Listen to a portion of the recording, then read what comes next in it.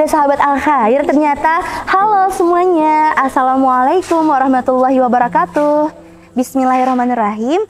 Alhamdulillahirabbil alamin wa bihi nasta'in wa nastaghfiruh wa na'udzubillahi min syururi anfusina faman yahdihillahu fala mudhillalah wa may yudlilhu fala hadiyalah. Rabbi syrah li sadri wa yassir li amri wahlul 'uqdatam min lisani yafqahu qauli. Alhamdulillahirabbil alamin, senang sekali rasanya hari ini dapat bertegur sapa dengan sahabat Al-Khair semuanya. Semoga sahabat Al-Khair dimanapun berada selalu diberikan Allah perlindungan, kesehatan, kebahagiaan, dan juga keberkahan, terutama pada bulan suci Ramadan ini. Amin amin ya rabbal alamin. Senang sekali juga rasanya hari ini saya Nadia Gina Afifa bisa membersamai teman-teman semua dalam kajian kurma kita, yaitu kuliah Ramadan, yang insya Allah pada hari ini kita akan sharing mengenai urgensi dakwah. Bicara masalah dakwah nih ya teman-teman, menurut kalian apakah hanya seorang kiai saja yang boleh berdakwah? Atau apakah hanya seseorang yang punya titel ustadz dan ustazah saja yang boleh untuk menyampaikan ilmu agama? Atau mungkin apakah hanya seorang yang belajar di Timur Tengah saja yang boleh untuk mengisi kajian? Terus apa tugas kita? Apakah kita hanya menjadi seorang pendengar? Atau justru kita boleh berdakwah juga? Menarik nih teman-teman. Jadi sahabat Al-Khair yang dirahmati Allah, pada Quran surah Ali Imran ayat 104 Allah berfirman yang artinya, hendaklah ada di antara kamu segolongan orang yang menyuruh pada kebajikan, menyuruh berbuat yang ma'ruf dan mencegah dari yang mungkar. Itulah orang-orang yang beruntung. Masya Allah, janji Allah ketika kita menyuruh pada kebaikan, mengajak orang lain berbuat baik dan menjauhi yang tidak baik atau keburukan, maka insya Allah kita akan menjadi orang-orang yang beruntung. Dan ketika kita menyampaikan sesuatu, itu akan kembali kebaikannya kepada kita. Dan perlu teman-teman ketahui bahwa dakwah itu merupakan tugasnya para nabi dan rasul. Jadi Nabi dan Rasul itu berdakwah dari zaman dahulu sehingga Islam itu bisa kita rasakan kenikmatannya hingga hari ini. Cahaya Islam bisa terus hadir di hadapan kita hingga hari ini. Dalam sebuah hadis juga yang diriwayatkan oleh Bukhari yang berbunyi, balighu anni walau ayah, sampaikanlah walau satu ayat. Ketika kita memiliki ilmu, walaupun masih sedikit, tapi ketika kita sampaikan, itu insya Allah akan menjadi amal jariah kita. Akan menjadi amal kita pada hari akhir nanti. Dan ketika kita menyampaikan ilmu agama, ilmu-ilmu kebaikan, itu layaknya air yang mengalir teman-teman. Air yang mengalir dapat memberi manfaat untuk sekitarnya. Sedangkan ketika ilmu itu hanya tertahan pada diri kita, itu bagaikan air yang juga tertahan dalam wadah, yang tidak dapat dialirkan dan memberi manfaat kepada banyak orang.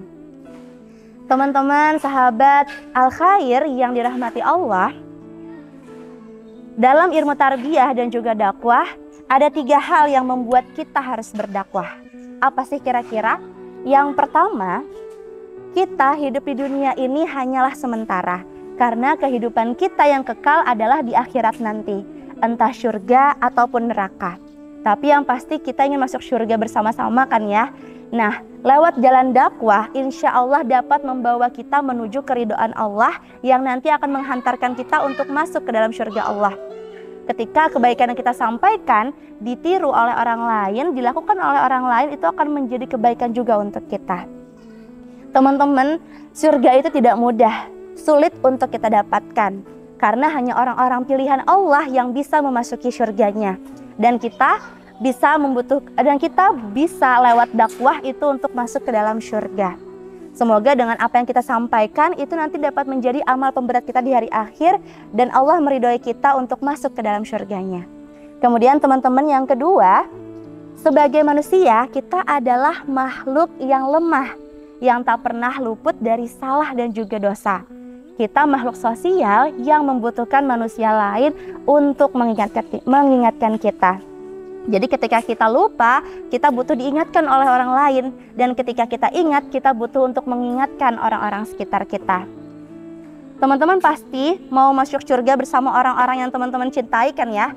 Karena surga itu terlalu luas untuk kita nikmati sendiri. Kita pasti mau masuk ke dalam surga bersama orang tua kita, bersama keluarga, sahabat, para guru-guru kita, dan orang-orang yang kita sayangi. Nah, lewat jalur dakwah kita bisa menyuarakan kebaikan sehingga kita dapat bersama orang-orang yang kita cintai bukan hanya di dunia, tapi insya Allah sampai ke akhiratnya kelak. Lalu yang ketiga, ini nih yang sedang dihadapi oleh umat Islam sekarang, yaitu ghazul fikri, perang pemikiran. Ketika dulu orang Islam itu diperangi dengan cara berperang ya teman-teman, dengan cara berkelahi gitu, secara fisik. Bedanya sekarang mereka itu memerangi kita secara pemikiran. Mereka merusak akidah kita, mereka merusak akhlak kita. Walaupun masih ada beberapa negara muslim yang masih dijajah hingga hari ini, termasuk salah satunya saudara muslim kita di Palestina. Mereka sampai detik ini masih berjuang untuk mengalahkan para Zionis Israel. Semoga Allah memberikan kemenangan untuk saudara muslim kita di sana dan bisa memberikan balasan atau azab untuk para Yahudi dan para Zionis Israel. Amin amin ya rabbal alamin. Nah, tapi teman-teman yang perlu kita ketahui, walaupun saudara muslim kita di Palestina itu mereka terjajah fisiknya, mereka dibom setiap harinya, tapi iman mereka itu sangat kokoh. Sedangkan kita di Indonesia yang memiliki jumlah penduduk muslim terbanyak, sampai sekarang masih banyak kita dapati Islam KTP. Hanya di KTP Islam, namun kenyataannya, perbuatannya masih tidak sesuai dengan syariat Allah. Nah, teman-teman pasti pernah dengarkan bahwa umat Islam itu nantinya akan menjadi buih di lautan. Jumlahnya banyak namun terombang-ambing, tidak karuan, tidak punya tujuan.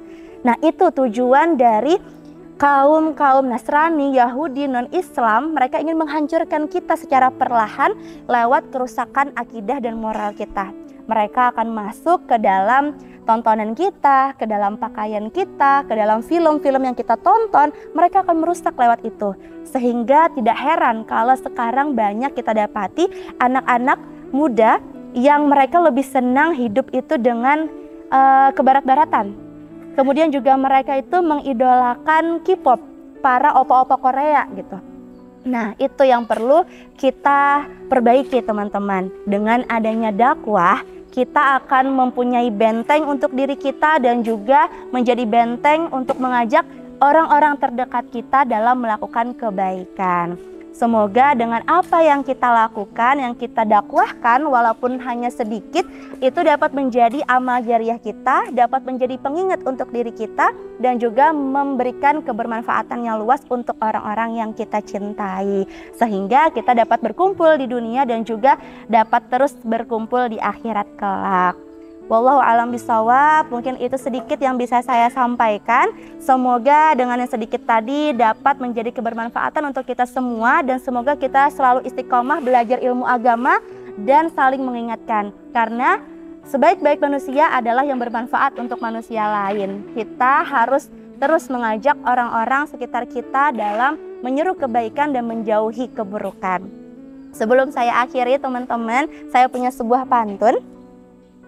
Membeli baju lebaran ke pasar Cikini, baju dipakai dengan penuh cinta. Cukup sekian episode kurma pada hari ini. Semoga memberi keberkahan untuk Ramadan kita. Amin amin ya rabbal alamin. Nah, mungkin itu sekian dari saya pada hari ini. Semoga kita bertemu di lain kesempatan. Saya memohon maaf apabila ada kekurangan dan kesalahan, karena itu datangnya dari diri saya pribadi, dan apabila ada kebenaran datangnya dari Allah Subhanahu wa taala. Wabillahi taufiq wal hidayah, waridho wal inayah. Wassalamualaikum warahmatullahi wabarakatuh.